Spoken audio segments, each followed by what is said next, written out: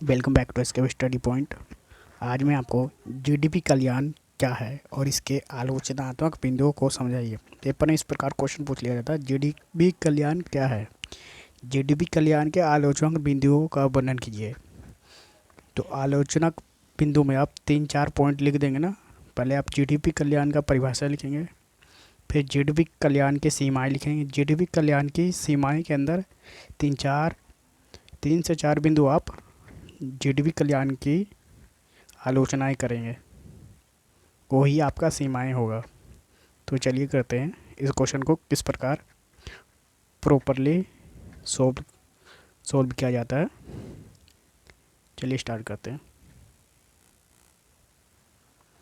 ठीक है, जीडीपी कल्याण का आप परिभाषा क्या देंगे। इससे आशय है कि अर्थव्यवस्था के वास्तविक जीडीपी में वृद्धि से है। वास्तविक जीडीपी से आशय क्या है। वास्तविक जीडीपी से आशय है कि वस्तु एवं सेवाओं के मूल्य में कमी एवं उत्पादन में वृद्धि। अगर अर्थव्यवस्था में वास्तविक जीडीपी में वृद्धि होता है तो जन कल्याण बढ़ेगा। वास्तविक जीडीपी पे जीडीपी होता है जिसमें उत्पादन में वृद्धि हो रही है, अधिक से अधिक वस्तु सेवा उत्पादन हो रही है, परंतु कीमत में कमी हो रही है, जिसके कारण गरीब लोग अधिक से अधिक वस्तु सेवाएं खरीद पाएंगे। इससे जन कल्याण होगा वास्तविक जीडीपी जब बढ़ेगा तो। ठीक है, तो वही है कि वास्तविक जीडीपी उत्पादन में वृद्धि से, अगर अर्थव्यवस्था में वास्तविक जीडीपी में वृद्धि होती है तो जन कल्याण बढ़ेगा। तो आप जीडीपी कल्याण का इस प्रकार परिभाषित करेंगे कि जीडीपी कल्याण से आशय है कि अर्थव्यवस्था में जब वास्तविक जीडीपी बढ़ता है तो इससे जीडीपी कल्याण एवं जन कल्याण दोनों होता है। जैसे कि उत्पादन में वृद्धि होगी तो जीडीपी कल्याण होगा और सामाजिक कल्याण भी होगा, वस्तु सेवा अधिक खरीदेंगे एवं उत्पादन में वृद्धि के साथ साथ इससे अर्थव्यवस्था में वास्तविक जीडीपी में वृद्धि होगी।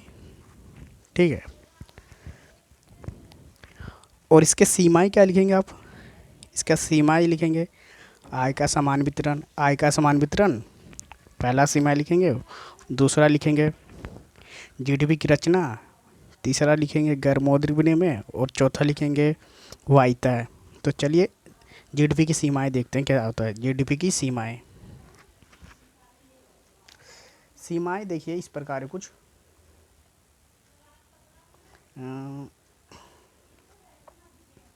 सीमाएं पहला है कि आय का असमान वितरण। आय का असमान वितरण का मतलब क्या है। आय का असमान वितरण का मतलब है कि अर्थव्यवस्था के अंदर गरीब और गरीब होते जा रहे हैं, अमीर और अमीर होते जा रहे हैं, क्योंकि उन दोनों के बीच आय का जो है ना डिफरेंस बहुत ज़्यादा बढ़ता जा रहा है। इसलिए आय का असमान वितरण के कारण जीडीपी कल्याण एक तरह से जीडीपी कल्याण का आलोचना माना जाता है। देखिए कैसे। आय का असमान वितरण से तात्पर्य है कि गरीब और गरीब होते जा रहे हैं और अमीर होते जा रहे हैं। ठीक है, अमीर और अमीर होते जा रहे हैं। जीडीपी में वृद्धि तो हो रही है, परंतु सामाजिक कल्याण में वृद्धि नहीं हो रही है। जीडीपी बढ़ रही है लेकिन सामाजिक कल्याण में वृद्धि नहीं हो रही है। अमीरों के आय एवं गरीबों के आय का वितरण समान होनी चाहिए, परंतु ऐसा ना होकर आय का असमान वितरण हो रहा है। यानी कि अमीरों की आय बढ़ रही है और गरीबों को आय वैसे की वैसी है, वो और गरीब होते जा रहे हैं। ठीक है, इससे जन कल्याण सही तरीके से नहीं हो रहा है आय का समान वितरण होने के कारण। इसलिए सरकार को आय का समान वितरण करने का प्रयास करना चाहिए। ठीक है, आय का समान वितरण के कारण जीडीपी कल्याण की आलोचनाएं इसलिए इसे माना जाता है, क्योंकि आय का समान वितरण, इसलिए आय का समान वितरण को हम जीडीपी कल्याण में आलोचनाओं के रूप में दर्शाते हैं। ठीक है, दूसरा सीमा क्या है इसका।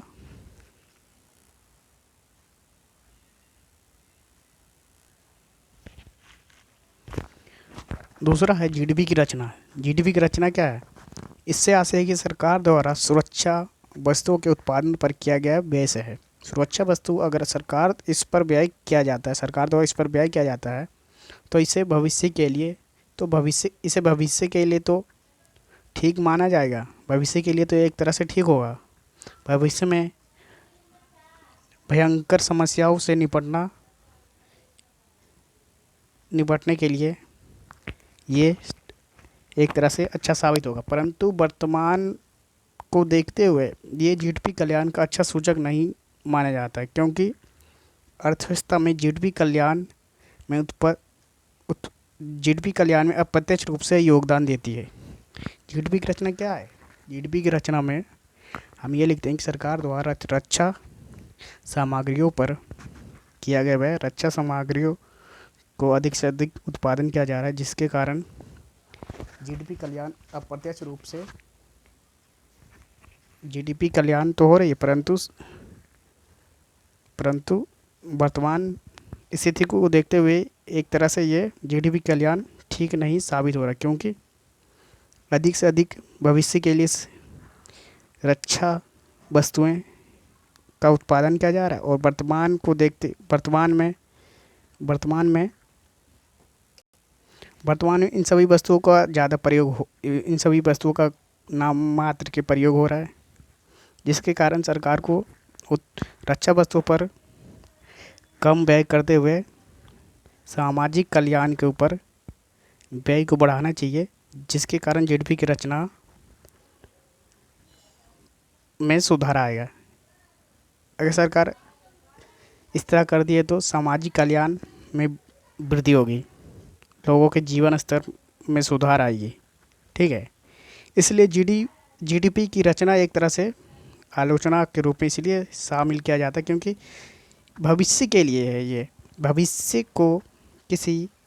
भविष्य में किसी समस्या से निपटने के लिए इस वस्तुओं को उत्पादन किया जाता है। वर्तमान में इसका उतना कोई प्रत्यक्ष संबंध नहीं है। और तीसरा पॉइंट क्या है? गैर मौद्रिक विनिमय। गैर मौद्रिक विनिमय मतलब कि पुराने समय में भारत के अंदर वस्तु विनिमय प्रणाली थी, लेकिन अभी भी भारत के अंदर सामाजिक क्षेत्र के अंदर ग्रामीण क्षेत्र के अंदर अभी भी वस्तु विनिमय प्रणाली है।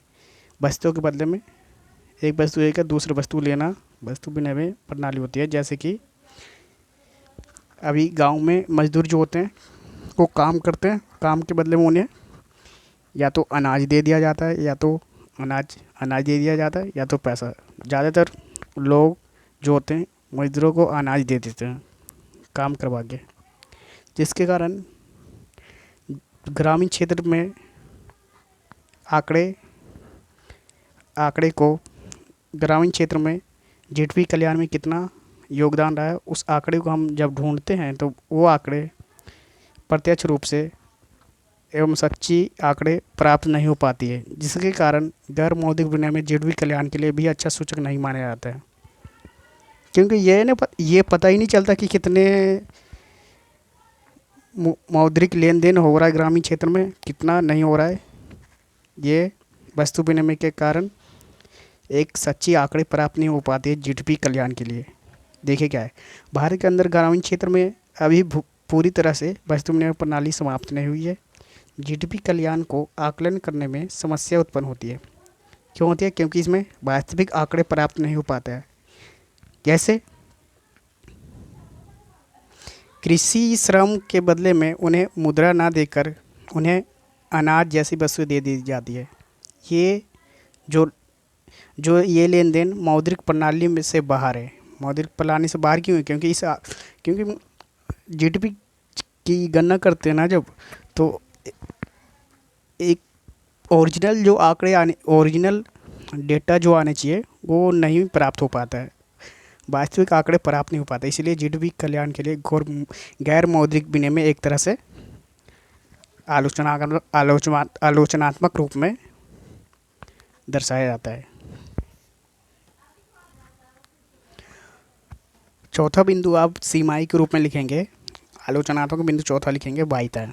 वायदा क्या है? वायदा उस व्यक्ति या फर्म को कहते हैं जिसके द्वारा किया गया कार्य से दूसरे व्यक्ति के ऊपर या तो नकारात्मक इफेक्ट डालेगा, नेगेटिव इफेक्ट डालेगा, या तो सकारात्मक प्रभाव डालेगा, पॉजिटिव इफेक्ट डालेगा। कैसे? देखिए, नकारात्मक प्रभाव इस प्रकार डालेगा, जैसे किसी उत्पादक के द्वारा फर्म लगाया जाता है तो उस फर्म से निकलने वाले धुआं के कारण लोगों को श्वसन संबंधित बीमारियां उत्पन्न होगी। तो ये एक तरह से नकारात्मक प्रभाव डाल रहा है दूसरे व्यक्ति के ऊपर। सारा सकारात्मक बाध्यता क्या होता है? एक तो नकारात्मक बाध्यता हो गया, एक सकारात्मक बाध्यता। तो सकारात्मक बाध्यता जैसे सरकार द्वारा सामाजिक कल्याण के लिए बनाएगा पार्क, सरकार जैसे सामाजिक कल्याण के लिए बनाएगा पार्क, सरकार पार्क बनाती है सामाजिक कल्याण के लिए, उस पार्क के अंदर लोग टहलेंगे, उनका उनका शारीरिक स्थिति में सुधार आएगा, मानसिक स्थिति में सुधार आएगा, उनका स्वास्थ्य अच्छा रहेगा। इसलिए यह एक तरह से सकारात्मक बाध्यता है। सरकार द्वारा सामाजिक कल्याण के लिए बनाएगा पार्क, उस पार्क में सभी लोग अगर टहलेंगे तो इससे उनका स्वास्थ्य ठीक रहेगा। लोग द्वारा नकारात्मक कार्य किया जाता है फिर भी सरकार उसे दंडित नहीं करते हैं, इसलिए ये जीडीपी कल्याण का अच्छा सूचक नहीं है। बाध्यता भी एक तरह से जीडीपी कल्याण का अच्छा सूचक नहीं है, क्योंकि सरकार द्वारा, क्योंकि बाध्यता जो होती है सकारात्मक नकारात्मक दोनों तरह से होती है। तो सकारात्मक ठीक होती है हमारे लिए, लेकिन नकारात्मक एक तरह से ठीक नहीं होती है। फिर भी सरकार उनके ऊपर कोई दंडित अपराध नहीं लगाती है।